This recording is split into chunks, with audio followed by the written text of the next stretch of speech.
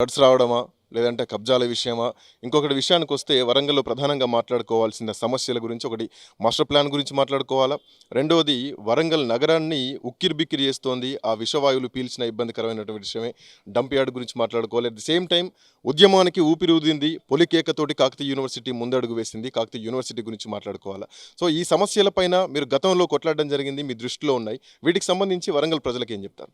10 ఏళ్లల్లా 5 సార్ల సమీక్ష చేయలే.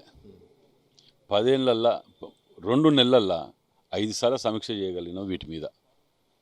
అధికార యంత్రాంగాన్ని తీసుకొని కూడా పట్టణంలో తిరిగి ఎక్కడెక్కడ సమస్యల మీద వాటిని తీసుకుపోయి నేను చూసిన సమస్యలనే నేను చేసిన పాదయాత్ర అప్పుడు చూసిన సమస్యల మీద వీళ్ళని తీసుకుపోయి చూపించి ఇక్కడ అధికారులకు చూపించి వాటి మీద స్పెషల్ ఫండ్ కింద సీఎం గారిని అడిగి సీఎం గారు కూడా రేవంత్ రెడ్డి గారు కూడా ఇన్ఛార్జ్ మినిస్టర్ శ్రీనివాస్ రెడ్డి గారికి బట్టి విక్రమార్క గారికి వీళ్ళకు చెప్పడం జరిగింది.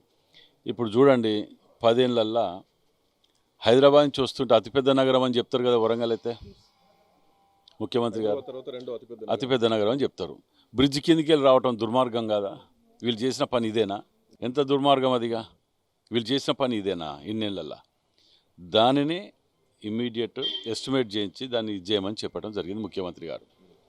దానికి ఇన్ఛార్జ్ మినిస్టర్ కలెక్టర్ గారు కమిషనర్ గారు అందరం కలిసిపోయి విజిట్ చేసి దాని ప్లాన్స్ 3 ప్లాన్లు కూడా ఆర్ఈసీ వాళ్ళతోటి ఇట్లా 3 టైప్స్ ఆఫ్ ప్లాన్స్ కూడా గీయడం జరిగింది.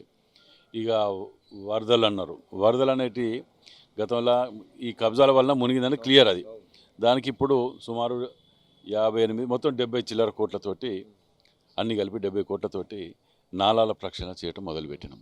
నగర్ బ్రిడ్జ్ కానీ ఇంకా బ్రిడ్జ్ చిన్న చిన్న వాటివి ఉన్నాయి. వాటికి కూడా త్వరలోనే ఎస్టిమేషన్ చేసి ఇవ్వమని చెప్పడం జరిగింది.